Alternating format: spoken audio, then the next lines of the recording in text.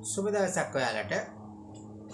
ඊළඟට මගේ තුන්වෙනි වීඩියෝ එකෙන් මම බලාපොරොත්තු වෙනවා ඔයගොල්ලන්ට මැණික් කැපීමේදී භාවිතා කරන වැදගත්ම උපකරණය.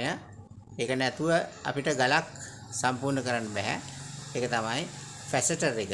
මේ ෆැසටර් එක ඔයගොල්ලන්ට භාවිතා කරන ආකාරය මේක ඔයගොල්ලෝ දැකලා නැතුව ඇති සමහරක් වෙලාවට මැණික් කැපීම සඳහා මේ උපකරණය භාවිතා කරනවා. මේකෙන් තමයි ගලේ අවශ්‍ය කරන මුහුණත් විවිධ ඇන්ගල් වලට අනුව කපන්නේ. ඉතින් මේක ප්‍රවේශමින් භාවිතා කරන්න පුරුදු වෙන්න ඕන. යම්කිසි පුහුණුවක් ලබන්න ඕන. මේකේ ඇන්ගල්ස් ගන්න ආකාරය අනුව කියන්නේ කෝණ ලබා ගන්න ආකාරය අනුව ගලට විවිධ මුහුණත් පිහිටවන්න පුළුවන්.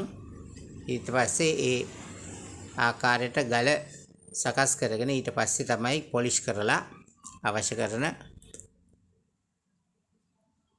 ක්ලීන් ගලක් පිරිසිදු ගලක් ලබා ගන්න. ඉතින් ඒ සඳහා ඔයගොල්ලෝ අධ්‍යයනය කරන්න ඕන. අධ්‍යයනය කරන්න නම් ඔයගොල්ලන්ට පුළුවන් මම දන්නවා ලංකාවේ ඉන්නවා දැන් දුෂ්කර ප්‍රදේශවල ළමයි ඉන්නවා ඒකට කැමති. නමුත් මේ ඉගෙන ගන්න විදියක් නෑ. ඔයාලා ඉගෙන ගන්න කැමති නම් ඔන්ලයින් වලින් මට පුළුවන් උගන්වන්න. ඒකේ ඊට පස්සේ ඔයගොල්ලන්ට අවශ්‍ය මැෂින් ලබා දෙන්න පුළුවන්.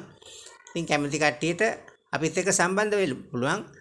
අවශ්‍ය කැමති කට්ටිය පහතින් මේ වීඩියෝ එකේ පහතින් කමෙන්ට් එකක් දාන්න.